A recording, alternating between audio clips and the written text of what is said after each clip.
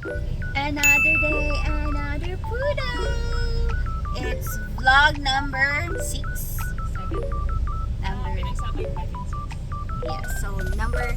Vlog number 6 today is February 14 and we're going to Cubao. Ito din. Naman ang pretty naman ng Pia niya. Siya si Pia pero papalitan na yung name niya later ng Coco.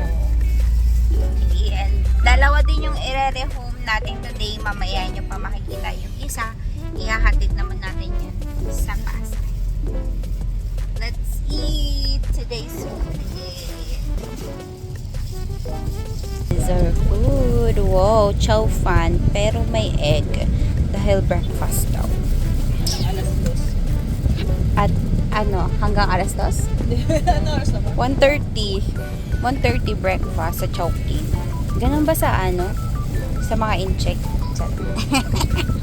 Kapag supply na si Pia Pia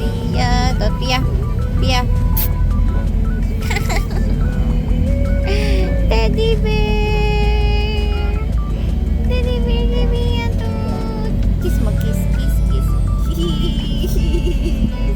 Dito na tayo sa Cubao at pagpe-prepare na kami para init na yung kukuha kay Pia. Nagsakay na siya. Wait lang, madilim dito. Picture na siya ng maayos.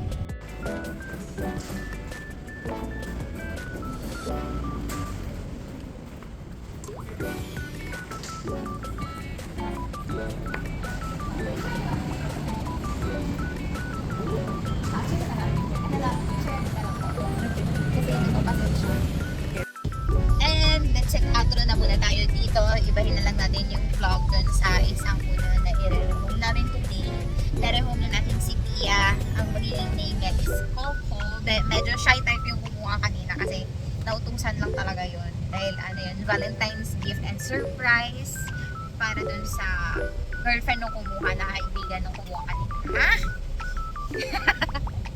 Yun. So, that's it for this vlog. Rehoming Pia / Coco. See you later sa next vlog.